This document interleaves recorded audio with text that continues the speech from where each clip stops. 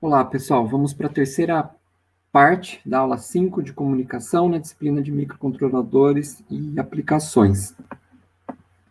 Bom, a gente estava falando agora mesmo sobre comunicação IP via internet. Então, essa comunicação IP pode ser numa rede local, você não precisa nem estar conectado na internet. Então, vamos voltar aqui um pouquinho no que a gente estava falando. A gente poderia, por exemplo, ter dispositivos internet das coisas, sensores, lâmpadas, né? Outro dia eu comprei uma lâmpada com Wi-Fi. A lâmpada tem Wi-Fi, tem um endereço IP dentro da própria lâmpada, né? Custa R$ 50 e ela está na minha rede local, né? Então a gente pode ter essa rede e não necessariamente conectado na internet. Isso aqui é opcional. Você pode ter os dispositivos internos conversando entre si. Bom, aí falamos um pouquinho do funcionamento, de forma bem alto nível, da rede IP, e agora vamos falar como que a gente traz isso para o mundo dos nossos microcontroladores, tá, pessoal? Então, deixa eu só aumentar minha tela de novo aqui, pronto. Então, da mesma forma que eu falei para a rede CAN, você tem microcontrolador sem CAN, microcontrolador com CAN, a gente também tem microcontrolador já com Ethernet. Ethernet é a tecnologia que eu estava falando agora há pouco, né, do cabo, aquele cabinho, todo mundo deve conhecer, do computador, do videogame, do roteador aí da operadora de telefonia. Então, a gente pode colocar essa conexão Ethernet no nosso microcontrolador, usando um microcontrolador que já tem Ethernet nativo, por exemplo, o STM32F217VE, ou, se a gente não tiver um microcontrolador disponível com Ethernet nativo, podemos colocar um controlador Ethernet em qualquer microcontrolador que tenha aí capacidade de memória e pinos para ter uma interface com controlador Ethernet. Então, um exemplo de controlador Ethernet, que estava aqui, eu juro, é esse aqui. Então, essa aqui é uma plaquinha que tem um controlador Ethernet WIS 5100, é esse que está aí no slide. Tem aqui a conexão para o cabo de rede e aqui a conexão para o microcontrolador. Ele se apresenta em outros formatos. A gente pode comprar ele, por exemplo, na forma de um shield.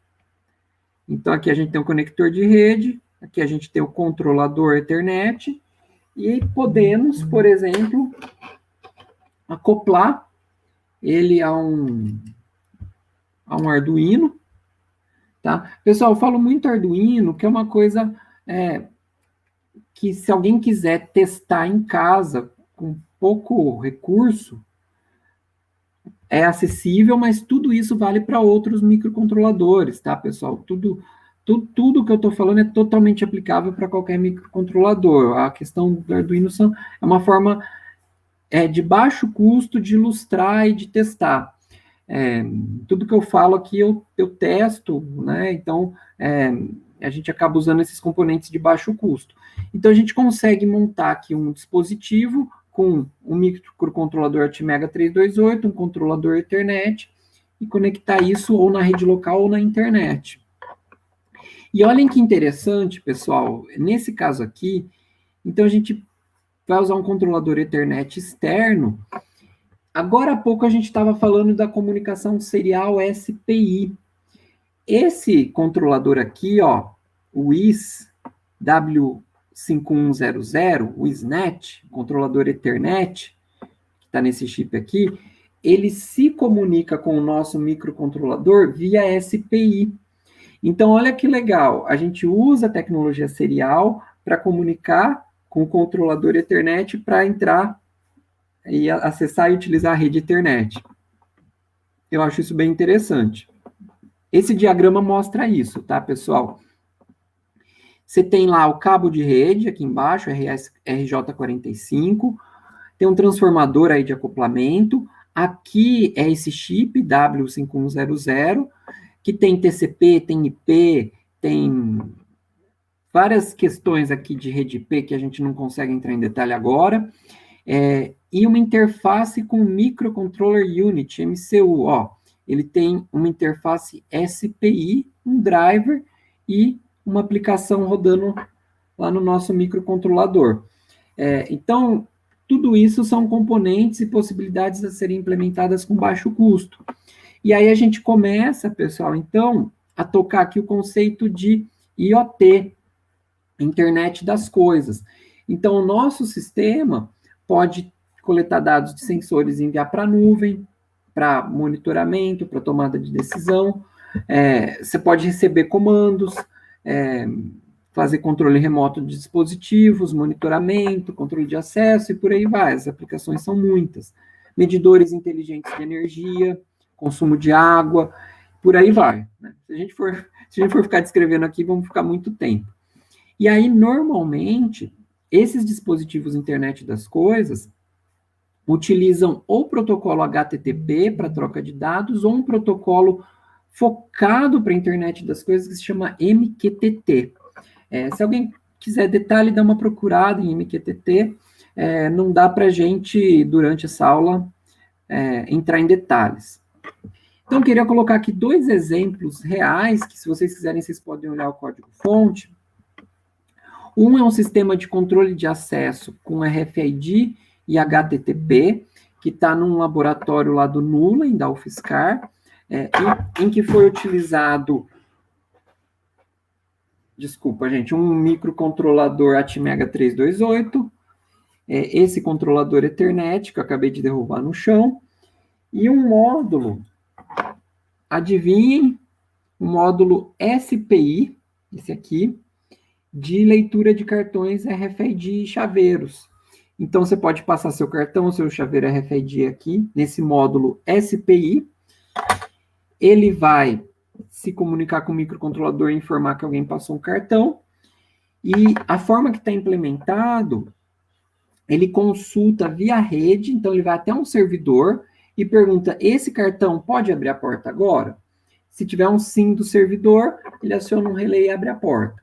Tá? Então, esse aqui é um exemplo de aplicação real, rodando já faz bastante tempo. E aqui tem um outro exemplo, que é uma agenda. Uma agenda conectada no Google Agenda.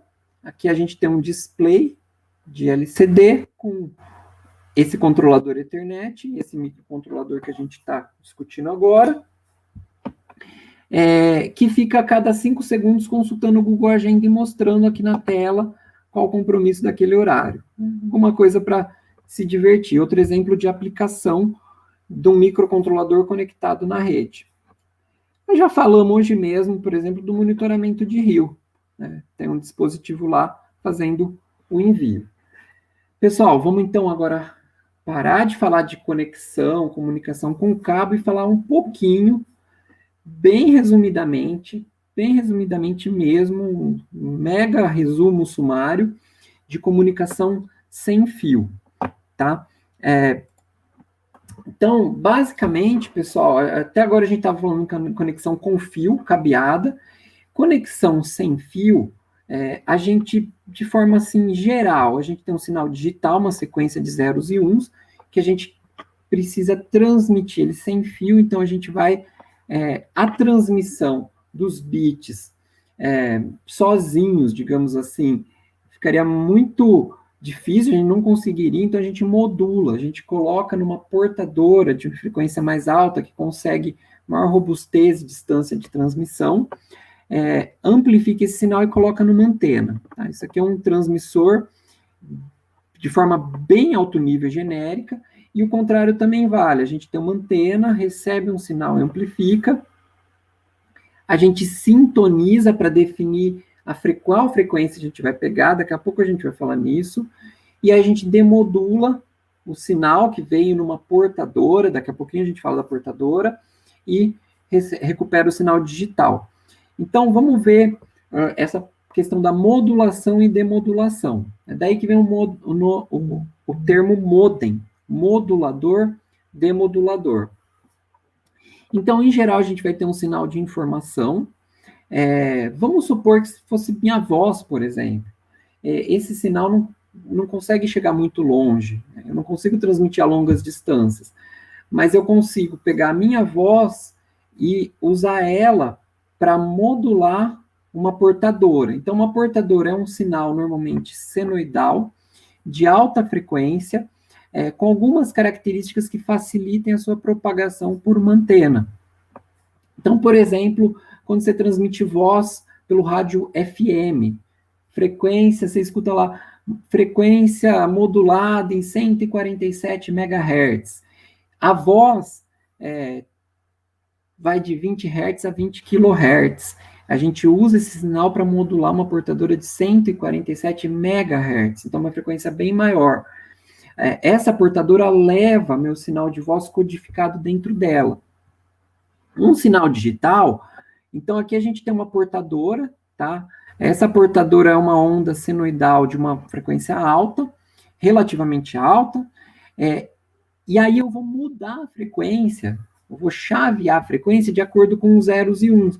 Então, se no meu bit que eu estou transmitindo for 0, eu tenho uma frequência, essa aqui, ó. Se o meu bit sendo transmitido for 1, eu coloco outra frequência. Então, isso a gente chama de modulação por chaveamento de frequência, né? É também chamado de FSK. Desculpa. Não sei se vocês acompanharam o lançamento do último satélite brasileiro, produzido pela UFSM, com vários parceiros. O satélite transmite dados por FSK. Então, a gente tem variações de FSK também, mas, assim, é uma variação de frequência. Você tem um som, um som de áudio, um tom de áudio. Por exemplo, 1.200 Hz representa 1, 2.200 Hz representa 0. E aí, essa sequência de bips estão transmitindo os zeros e uns. E aí a gente demodula esses bips. E aí, dependendo se for 1.200 Hz ou 2.200 Hz, que é um tom audível, a gente transforma em zeros e uns. Então, esse é o processo de modular e demodular. Aqui eu estou fazendo um exemplo simples, com voz, com uma modulação simples. FSK, FM, modulação em frequência. Mas existem sistemas de modulação muito mais sofisticados, né? PSK, QAM, que conseguem colocar muito mais dados na mesma portadora, tá? Mas e em frequências que não sejam necessariamente audíveis. Aqui eu estou falando de frequências audíveis, mas não necessariamente elas precisam ser audíveis, tá? Daqui a pouco a gente faz um exemplo. Gente, já que a gente falou em frequência, em portadora, a gente pode ter várias frequências, vários canais simultâneos, como se cada um fosse um fio. Então, por exemplo, o Wi-Fi. O Wi-Fi a gente tem aí vários canais. Então, o canal 1 vai de 2.401 MHz, 2.4 GHz até 2.423. Canal 2, 2.406 até 2.428. E por aí vai. Então, se a gente quiser fazer transmissões mais rápidas ou full duplex por Wi-Fi, a gente pode usar vários canais simultaneamente, contanto que o nosso dispositivo tenha vários rádios. É um rádio para cada transmissão simultânea. E aí a gente tem essa sobreposição. Então, o espectro, isso a gente chama de espectro, né? O espectro das frequências é compartilhado por todos. Se cada um tiver em um canal, legal. Agora, se a gente tiver muita gente usando Wi-Fi ao mesmo tempo, vai ter pessoas usando o mesmo canal ao mesmo tempo. Esse canal precisa ser compartilhado no tempo. Ou a gente vai ter colisões, ou a gente vai ter lentidão, porque você precisa esperar o primeiro usar o canal para depois usar. Esses roteadores aí com várias antenas, que são mais rápidos, normalmente eles têm vários rádios com vários canais. Se alguém gosta disso, quiser investigar mais, você pode instalar o Wi-Fi Analyzer no seu celular, é isso que está aqui à direita.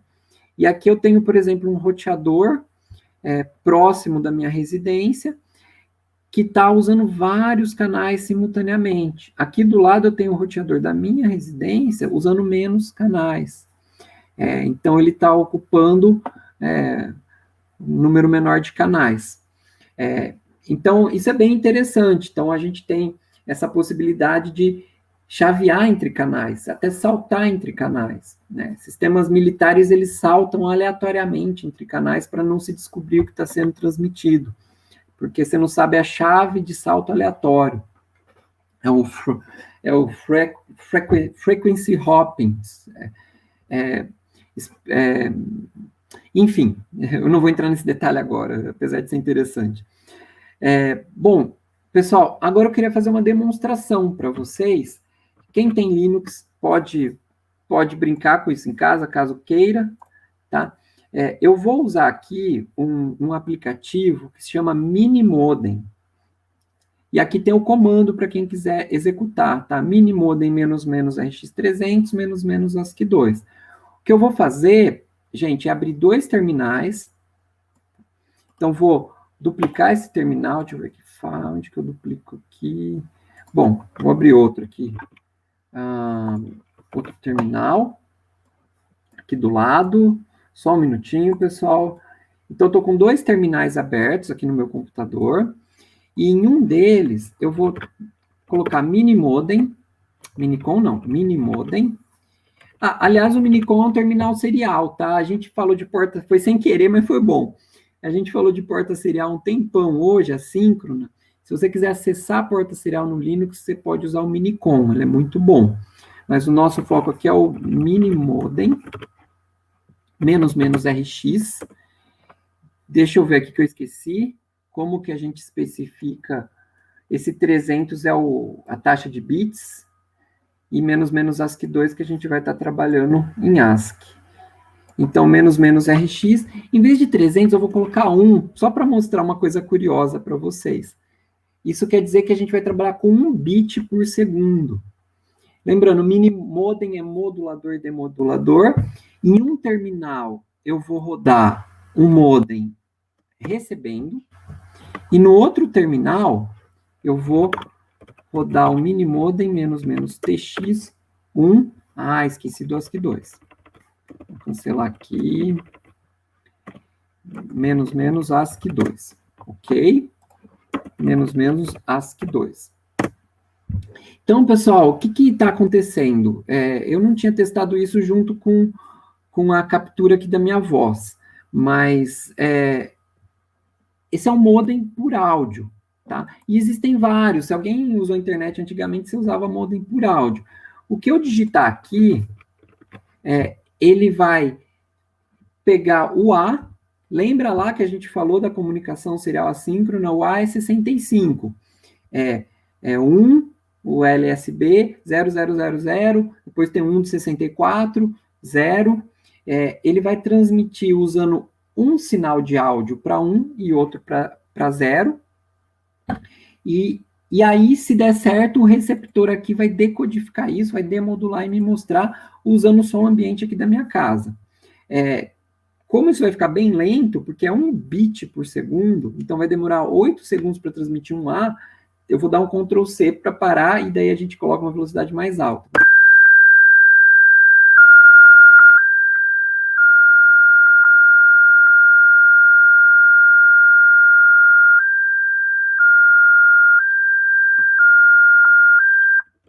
Parei. Vamos colocar isso aqui em 10, tá, pessoal? Só para ser mais rápido.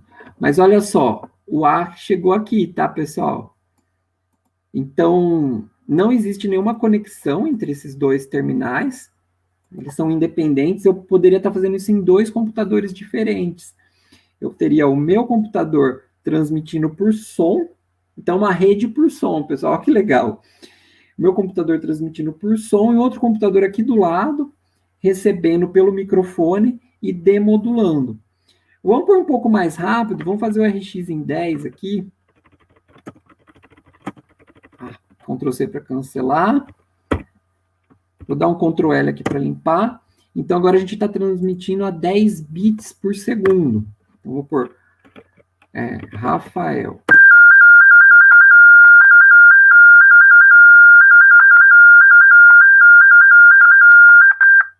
Então, transmitimos Rafael através do meio ar, por som. Aqui tem ruído e interferência. Eu falando é ruído e interferência. O motor se mexendo aqui é ruído e interferência. E aí aparece o no carrier porque não detectou mais portadora, que acabamos de falar.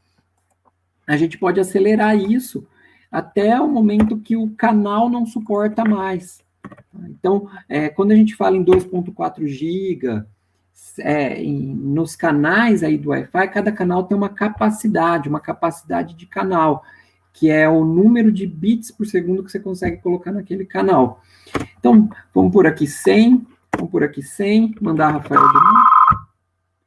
A gente já teve uma perda de dados, vocês repararam? Vou mandar a Rafael de novo. Agora, o tempo entre bits é menor, e minha voz está interferindo muito mais. Olha lá, ele está achando uma portadora em 1250 Hz. Um dos tons que a gente escuta é 1250 Hz. Agora foi. Olha lá, lixo. Uma vez vai, outra vez é lixo. Então, isso mostra que os sistemas, os rádios de comunicação, eles têm um sistema de correção de erro e retransmissão. Com 100, a gente já está perdendo dados. Vamos por aqui 1000 bits por segundo, 1 kilobit por segundo. Já está chegando um monte de lixo, né? Vamos ver.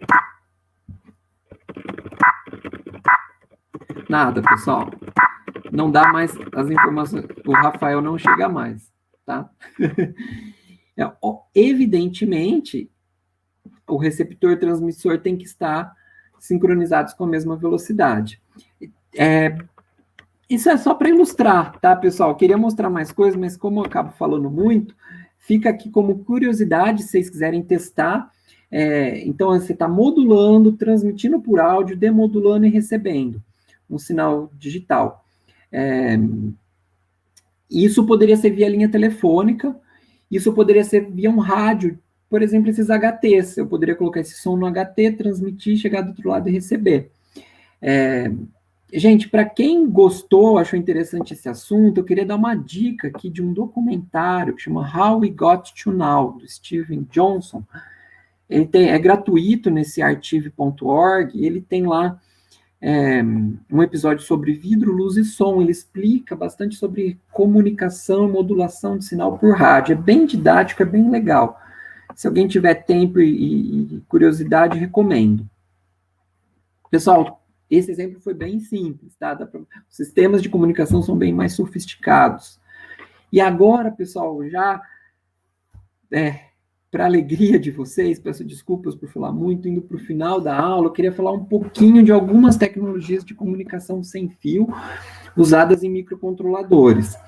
Uma muito usada é o XBee. Ele é um módulo Zigbee de transmissão de baixíssimo consumo, ele é bem compacto e serial assíncrono. Você tem um TX-RX, você liga o TX-RX do microcontrolador no módulo XBee e ele é uma porta serial sem fio. Então, o que você tem no TX do seu microcontrolador, que você colocou no TX do XBee, vai chegar no RX do outro XBee. Tá? Outro dispositivo, esse aqui é mais em ambiente industrial, pessoal, é um rádio modem. Tá? Esse aqui é um rádio modem com alcance aí da ordem de 10, 15 quilômetros, dependendo da antena. Olhem que interessante, comunicação serial RS-232, então você liga aqui uma conexão RS-232, ele opera em 900 MHz e dá a velocidade de mais ou menos 115 mil bits por segundo, 115 kbps. O que tem sido mais comum hoje em dia, esse é um rádio modem dedicado. O que tem sido mais comum hoje em dia é usar módulos Wi-Fi, como o ESP8266. Então, são módulos aí de $1, $2, muito baratos. Você conecta no seu microcontrolador e consegue conectar o microcontrolador via Wi-Fi na internet, transmitir, receber dados, interagir. A gente também tem módulos, pessoal, bem interessantes de comunicação por laser. Às vezes você está com o espectro, eu falei lá do espectro Wi-Fi. Imagina São Paulo, na região lá da Avenida Paulista, o pessoal brinca que tem tanto roteador Wi-Fi, tanta conexão, que tem muita interferência.